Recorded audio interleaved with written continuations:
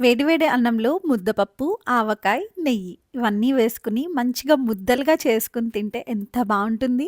మీలో ఎంతమందికి ఆ కాంబినేషన్ అంటే ఇష్టం? నాతో కామెంట్ సెక్షన్‌లో చెప్పండి. నాకైతే చాలా ఇష్టం. అండ్ మెయిన్‌గా ఆ ముద్దలు అమ్మతో తినిపించుకుంటే ఇంకా టేస్టీగా ఉంటాయి కదా! I miss thought. ఇప్పుడైతే ఆ కాంబినేషన్ కోసం ఇంటికి వెళ్ళలేను కానీ నేనైతే చేసుకోగలను కదా! అని చెప్పి వీకెండ్ నేను ముద్దపప్పు చేసుకున్నాను లంచ్‌కి. అండ్ దానితో పాటు ఏదైనా ఫ్రై చేసుకుంటే బావుంటుంది. కానీ డీవియేషన్ మొత్తం దాని మీదకి వెళ్ళిపోతుందేమో అని భయమేసి ఓన్లీ ముద్దపప్పు అండ్ రసం చేసుకున్నాను. సో, ఈ వీకెండ్ మా స్పెషల్స్ వచ్చేసి ముద్దపప్పు, ఆవకాయ అండ్ రసం. నేను ప్రీవియస్ వీడియోస్‌లో కూడా చెప్పాను కదా! నాకు రసం పెట్టడం అంతగా రాదు.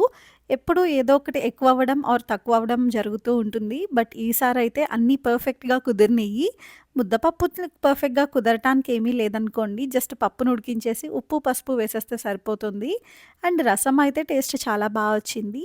కంచంలో వేడివేడి అన్నం పెట్టుకొని దాని పక్కనే 2 గరిటెల ముద్దపప్పు వేసుకొని, వెల్లుల్లిపాయతో ఉన్న ఆవకాయ ముక్కని కూడా వేసుకొని, ఒక గరిటె నెయ్యి వేసుకున్నాను.